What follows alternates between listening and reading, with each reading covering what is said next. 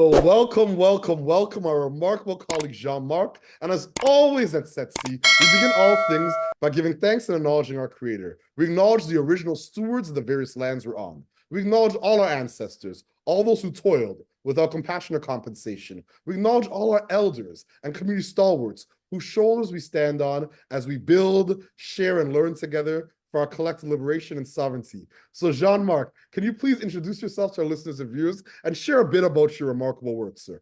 So I'm Jean-Marc. I'm the president and CEO of Philanthropic Foundations Canada, a network of foundations from across the country to strengthen the impact of philanthropy in all of its diversity, to support a more just, a more sustainable, and a more inclusive world. So I'm speaking to you today from Wakefield, from just north of Ottawa, on unceded Anishinaabe Algonquin territory. It's still winter and still looks like winter, and I'm very grateful to be so close to nature. That's incredible, sir. I appreciate all that context. And once again, your consistent leadership and solidarity in this work. My next question is, what's inspiring you right now? What has you curious, or what's keeping you up at nights? What's inspiring me is that there's more and more people and organizations stepping up to face the vast and complex challenges that are facing us as a society, and because it's so easy to get into despair and grief and pain, given the immediate challenges, but also the long-term challenges facing our world today, and feeling overwhelmed. But that people say, no, I can create some spark of light and that are full of joy and full of love, and make a difference. It might be a small difference, but it's a difference nonetheless. And on the range of endeavors to build a better world for all of us. And there's many examples of that kind of work both in Canada and elsewhere. That's what keeps me going. I mean, we work to kind of improve the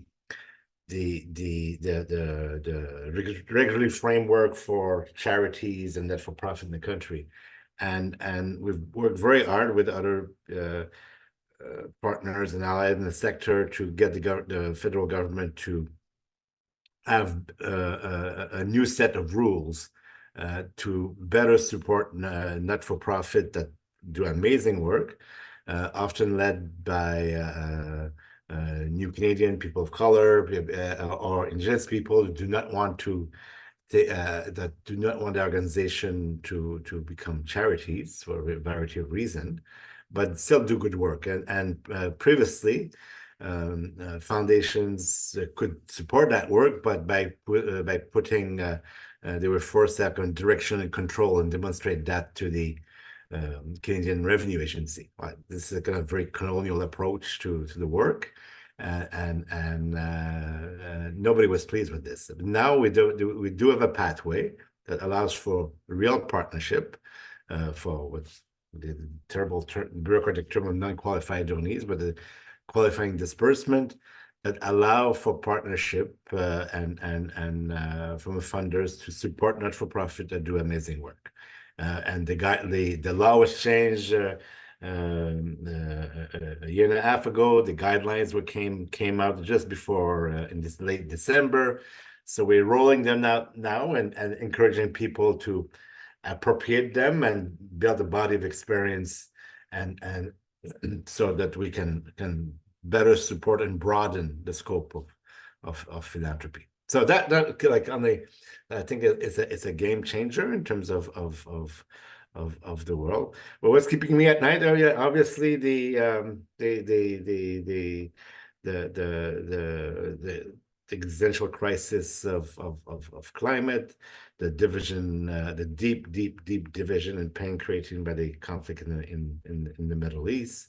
The journey to reconciliation is is not as fast as when we open or with indigenous people and people in this country. We're coming in 2025. We'll be coming to 10 years since the call for action.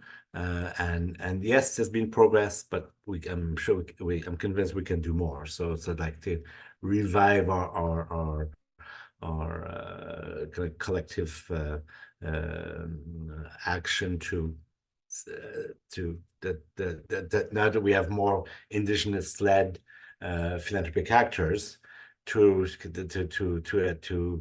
really build a much more inclusive philanthropic community. And I do see sign of that, and promising signs of that across the sector. But we giving again the urgency of the challenge, we need to do better. That's incredible. I really appreciate all that context, your candor, but more importantly, the fact that you're centering so much in terms of justice, access, inclusion, diversity, decolonization, and equity in terms of your work. And I agree with you. All three of those things, the poly crisis, the climate crisis, the what's happening in terms of wars across the planets, definitely in terms of the commitments around reconciliation, the fact that we're approaching 10 years. Definitely there's been some gains, but we can't let up because we know how important that work is and how many lives and how many organizations, institutions, and communities. And you perhaps you don't know, I come from I spent 25 years of my career in humanitarian assistance, so mostly in conflict zones from across the country, across the world, sorry. And I spent some time in the DRC. It's not in the news, but there's a terrible war going on right now, and the case in the Sudan, in Yemen. There are conflicts that are not on our front pages that are largely forgotten because they are big. They're also big crises. I mean, Ukraine and what's happening in the Middle East is obviously taking a lot of our collective attention. But there's a high price to pay that there's many places in the world that also deserve attention and are getting it. And the situation as Haiti is appalling, and it's hard it's easy to get overwhelmed, but to see, okay, where can we actually make a difference? And when you understand the context and you have the partnership and the relationship, then you can understand, yes, it's possible to make a difference. It takes energy, it takes time, and it takes courage. It takes remarkable courage to not just censor and give voice to folks that a lot of times don't have voice because their articles and the strife and the mere violence and sheer depravity that's happening in certain regions don't make the front page. So once again, I just appreciate your leadership consistently and the fact that you would even raise some of the crises that are happening across the planet and the fact that we can't lose hope. There's a lot of people fighting. There's a lot of people pressing and pushing to ensure that not only do we raise awareness of all the things happening in conflict zones around nations across the planet, but also the good work happening and the ways that we can all find ways to contribute in a world that's full of havoc and deep polarization. So once again, I just applaud your leadership. And I was aware of your humanitarian, and not just humanitarian work, but your international development work. But thank you so much for providing context around your deep work around this to our listeners and viewers. Because a lot of times, leaders like yourself get kind of, typecasted in terms of, he's doing philanthropy in the context of Canada, not recognizing such an extensive background across the world that also provides deep lived experience, social location, and informs your work and your practice and the policies that you develop. So once again, I appreciate your candor, transparency, and your consistent leadership as always. So my next question, what challenges and barriers you're facing in your work right now? And what are some of the approaches you and your team are taking to overcome some of these challenges and barriers? So one of the powers of philanthropy is that philanthropy can take risks. is able to be engaged over the long term. It's not dependent. We don't need to get favors from the government of the day. And so to be engaged on issues that actually make a difference, and quite often it does take kind of long-term engagement. And one example I give is that there was a few foundations, very few, can count on less than the fingers in one hand, that in Canada were involved in early childhood and childcare in the 1980s and 90s. Did the hard work of supporting pilot community projects, supporting the action research, supporting the early advocacy, and mostly losing the battles politically in terms of moving the file forward for promoting childcare as a sustainable social and economic investment for the country. And move forward 40 years later, but now we got implementation of a childcare policy program across the country. Like this, it's not perfect. They say the implementation of it. There's some hiccups, but there's a very strong consensus politically that it is part of our the kind of the not only the safety net, but as a way of supporting the needs of the most vulnerable people in the society, but also allowing women and men to be full participant in our economy. So but that it took 40 years of engagement to get here, and with no guarantee of success. To how can we replicate these kinds of initiative on the same issues I raised earlier, on the climate crisis, on the reconciliation, on a society that's increasingly more diverse and more polarized,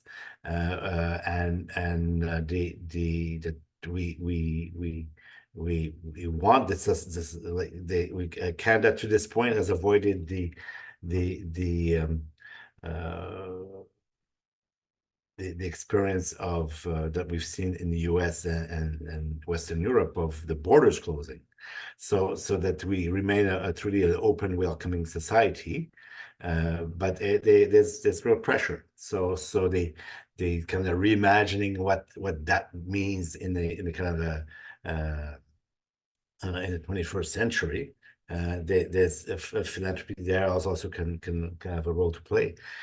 Related to that is the homelessness and affordable housing crisis in this country, and many countries, but in Canada. And where can philanthropy make a difference?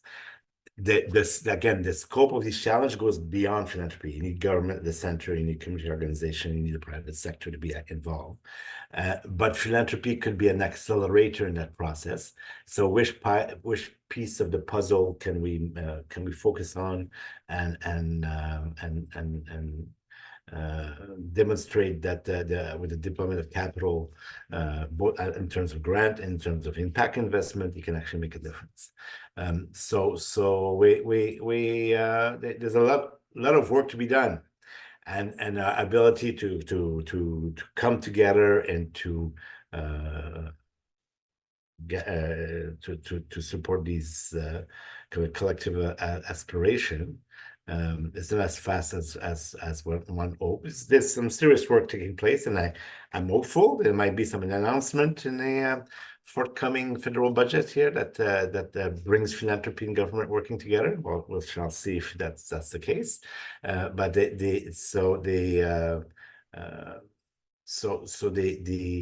for philanthropy to really assume all of its tools, the full toolkit, and to be kind of comfortable how it can deploy its resources with a reasonable amount of risk, and so that means that sometimes it will not work. but that's okay. I mean, it's if you want an initiative, we can learn from failures as well, and share that. It's one of the powers of philanthropy when they're talking about the government, which becomes a political scandal when it fails, or when the NGO has to close its door if it fails, or a private sector firm goes bankrupt. That they say, okay, this investment did not work out, which is a grant to it, but you're still around. You still have an ability to learn from it and to deploy your resources in different ways to fulfill your mission. So that to kind of fully assume that we are a source of social risk capital, and it's hard for boards and staff because people don't want to be faced with failure. But as part of a portfolio, it's like which part of my portfolio I'm wanting to take part of takes more risk than usual. Because if it works, the payoff is significant, and even if it doesn't work, how can I learn from these failures and share that across the sector? So we've tried that, didn't quite work. It needs to be modified in such a way, so, and that's part of kind of the social learning that needs to happen in these initiatives. Because you're dealing with people and organization, and if you don't have all of these elements in place, it may fail. But embracing the potential of the possibility of failure more openly. Absolutely, I couldn't agree more. Embracing the potential of lessons learned, actual insights, I think is imperative. And just like you said, like looking at the portfolio and seeing, okay, where can we have the greatest impacts? And that impact may lead to some initial failures, but the overall risk versus reward is so large that we got to take a chance on this specific social issue. And you named a few, whether it be housing, childcare. So there's like childcare. I feel like 15 action. years. Imagine if you've been started in 1980s, yes, there was a plan with Paul Martin, and then it failed, it collapsed. You might have said, okay, I like it. We've tried for 20 years and we'll give up. No, they didn't do that. It's like, okay, well, keep at it. Keep building new models and building the coalition. And that took another 15 years, but we got to a place where it's changing public policy. Absolutely, I couldn't agree more. I remember hearing those war stories. I have a colleague, Peter Frampton, and he's telling me about UNIS and the Quality Early Learning Years Network and some of the real battles provincially, and with the feds. And I just think, so once again, I just applaud your leadership on that, in that work, and the fact that once again you're giving us like the importance of intergenerational collaboration. A lot of times I meet young people. I'm 40 right now, so I meet young folks that think You're young. Yeah, well, I'll meet younger people than me. They'll say they think they discovered climate change or discovered some social issue, or I'll meet elders that feel like they know everything. And a lot of times it's a breath of fresh air to hear folks give that long incremental process. Remember, systemic transformation and change isn't overnight.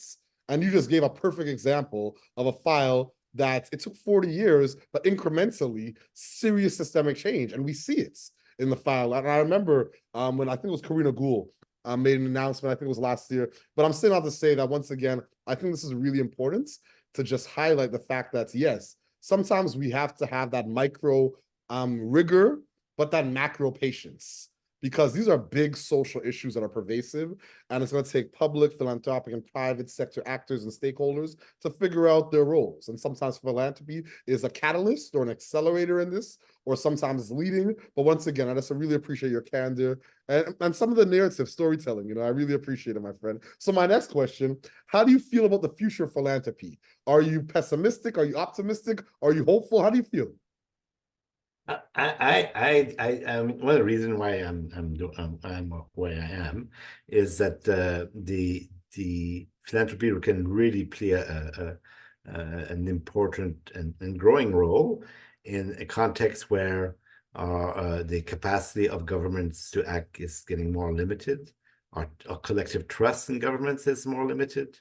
there's a lot of pressure on the not-for-profit sector and charities in both of increasing demand and burnout staff, burnout volunteers, there's market failures for the private sector to be able to respond to many elements of our new society. Again, it's easy to get into despair, but we cannot afford the luxury of despair. So the Alcan philanthropy, still understanding that it's not there to replace government, it's not there to replace the work of our partners, it's not there to replace the private sector. So but using its powers and the fact it's so decentralized, where we have 10,000 foundations in this country, they working in partnership with civil society organizations and with governments, we can be actors in addressing some of the urgent challenges in terms of the police crisis and the kind of humanitarian dimension of things, but also in terms of protecting the existing ties that bind us, as I said, like the safety nets of a society, but also in the kind of transformation elements of that we can actually indeed do better.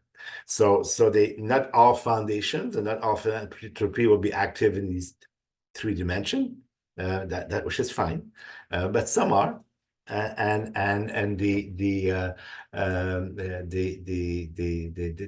a work to be done, and that culture of giving and foundations is a tool for that. And there's a lot of wealth that's been created in this country, and they're trying to encourage a growing number of people with wealth, saying, "Look, you can give back, and you can give back and make a difference." And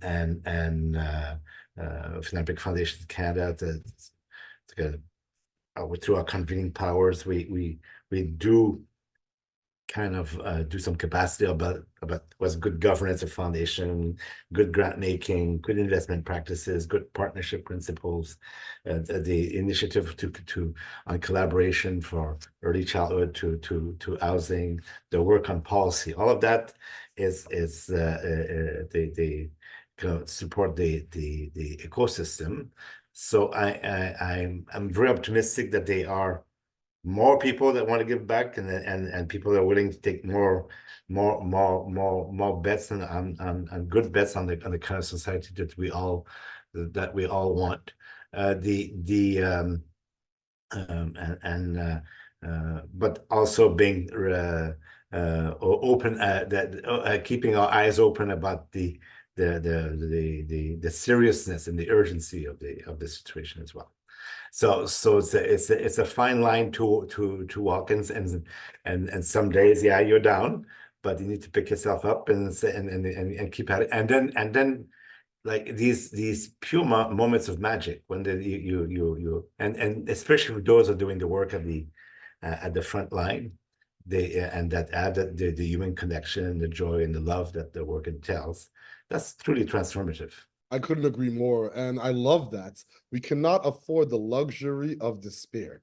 Like I couldn't agree with that more. That's something that's my father shares a similar sentiments with me sometimes when I talk about, my work, or even my wife sometimes when I wake up and I watch, Democracy Now, or go to bed and watch Amy Goodman, and I see what's going on in the world. My wife always reminds me a similar statement. I want to make sure that our viewers and listeners grab that. We cannot afford the luxury of despair.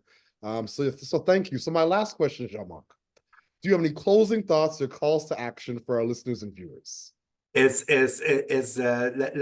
not fall into the caricatures of each other. I mean, and in popular culture, you got the sense that the foundation are somewhat very opaque, and almost evil in terms of trying to pull the strings of power and that maybe some foundation leaders are finding some of their civil society partners very idealistic and a bit naive.